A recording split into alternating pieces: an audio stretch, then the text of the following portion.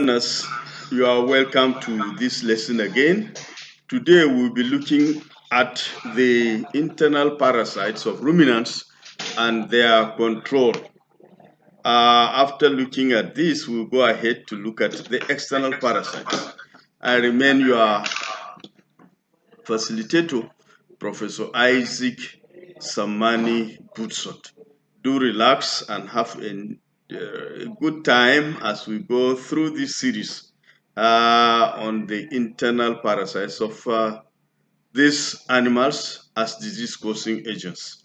Thank you and have a good time. Well, we look at the internal parasites of ruminants and the control measures as earlier stated. By way of introduction, a parasite is a living organism that depends upon a living host for survival. It lives either inside or outside the host and thereby causes discomfort or inefficiency in the productive life of the host. Those that live inside the host are called internal parasites, and those outside are referred to as external parasites. By way of objectives, at the end of this course, you should be able to first define a parasite and categorize them, discuss the common parasites of cattle, sheep, and goats, enumerate the life cycle of these parasites, state the control measures and treatment of these parasites, state and appreciate the economic implication of parasitic infestation on ruminant animals used for production. The internal parasites. Most of the internal parasites are either worms or flukes, which are collectively referred to as helminthes. They live in the lungs, liver, stomach, and the intestines of animals.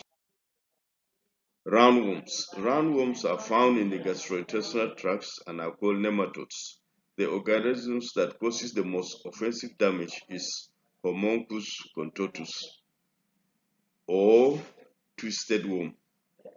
Others include Ostatagia, brown stomach worm, Trichostrongylus osei, and Trichostrongylus vitrinus. They vary in their size from tiny thread-like looking structure of about 5 meters long to over 300 millimeters. The life cycle of roundworm is shown in figure 6.1. The worms mate and lay eggs inside the abomosum of the ruminants, which are expelled along with the dungs. They hatch and develop to the larval stage on the pasture where they are picked up by grazing animals. The larvae cannot survive harsh and dry weather but thrive well in moist and warm weather even up to 2 years. They develop to mature roundworm within 21 days from the time the egg was laid. In the intestine, the worms damage the inner lining so that blood, nutrients, and water are lost in the feces or urine. Infestation of worm is often accompanied by diarrhea, dehydration, and loss of appetite. The implication of this is that nutrients in the feed will be poorly utilized for growth and production purposes. While sheep and goats suffer from the same species of roundworm, cattle has a different species. Hence, sheep and goats can graze together without fear of cross infestation.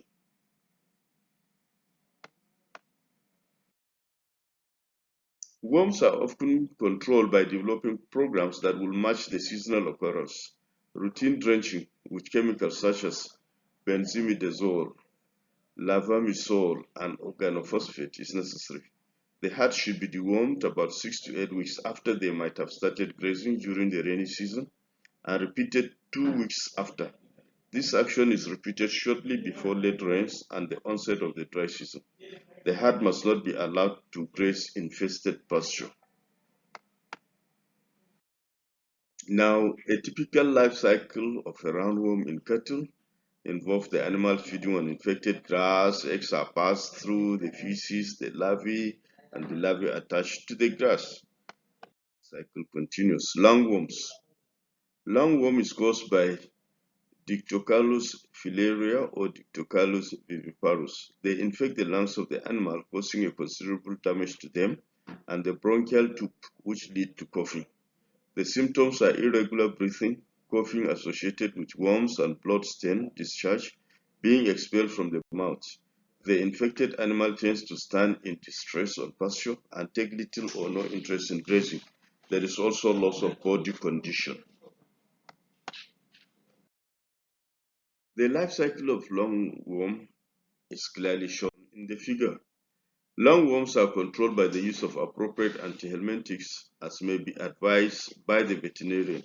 However, the use of live oral vaccine as a routine immunization before turning the animals to pasture have been reported in Northern Europe only. This is very important for young animals like calves.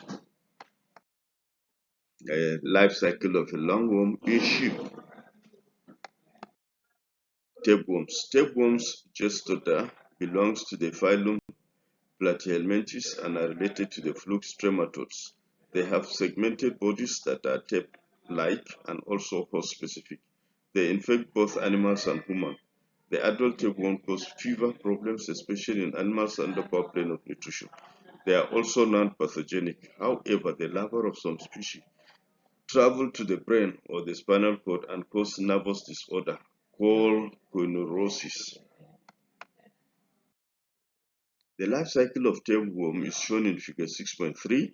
When a dog eats the carcass of infected sheep or ruminants, the cysts develop into tapeworm inside the intestine of the dog. The matured worm lay eggs that pass along the dog's feces. Grazing ruminants pick the eggs while on pasture, which hatches and moves into the blood vessels and eventually find their way to the brain or the spinal cord. If dog eats carcass of infested ruminants, the cycle is restarted. For a control measure and to break the cycle, dogs must not be allowed to eat the carcass of infested animals. Benzimidazole can be used for treatment. The life cycle of tapeworm in goats is clearly demonstrated in this figure. Trypanosomiasis. This is a protozoan infection which affects both man and animals, especially ruminants.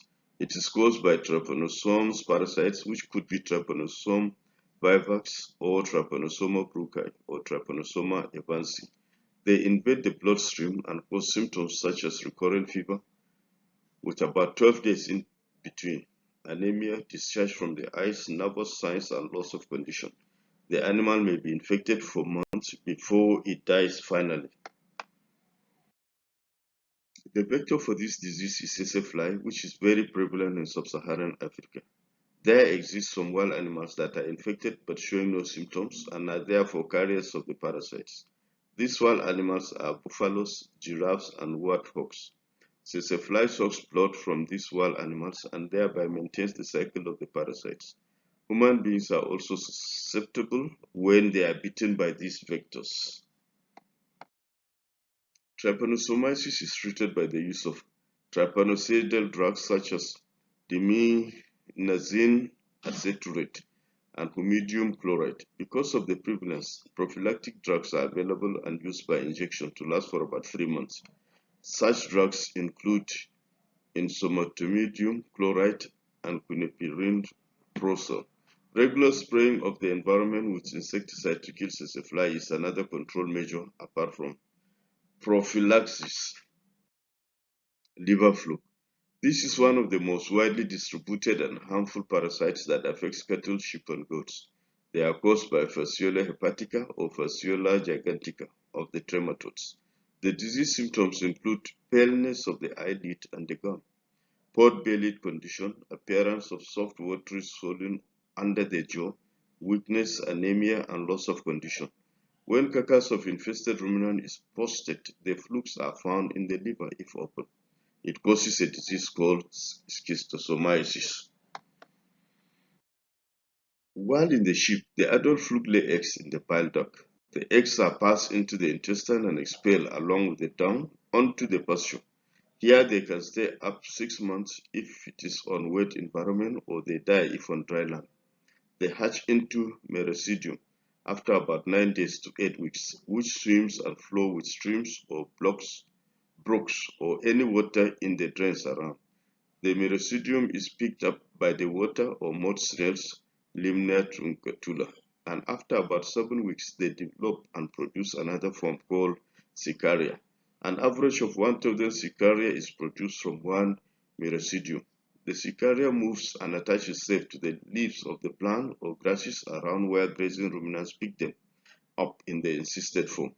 They migrate into the liver of the animal via the blood vessels and develop into liver fluke after about 6 weeks. The flukes begin to lay eggs after another 6 weeks in the ruminant host, which are again expelled along with the downs, and the cycle continues. Liver fluke is treated with benzimidazole and selanilidate. It controlled by the elimination of the intermediate host mud snail. This is achieved by spraying the streams, brooks, and every drain around the grazing pasture regularly during the wet season. Life cycle liver fluke in cattle, clearly shown in this figure 6.4. Coccidia. This is a protozoa disease caused by a myriad species of bacteria. The parasites live in the intestine of the animal. The main symptom is blood-stained diarrhea, where ruminants, especially young ones, are roused intensively. It can be treated by the administration of sulfur drug and antibiotics. Control measure is by preventing the animals from eating feeds contaminated with feces. Class activity. Number one, identify any of the discussed internal parasites that affect both ruminants and humans. 2. What is the veritable control measure to adopt for Fasciola gigantica? By way of conclusion, in this unit, some of the internal parasites of economic importance have been listed and discussed. Summary. In this unit, you have learned the following. Number one, parasites are of economic importance in the rearing of ruminants for production purposes. 2. Parasites can be internal or external but live on their host to survive by damaging the physiological condition of the host. 3. The internal parasites include worms, trypanosomyces, liver flukes, and coccidia.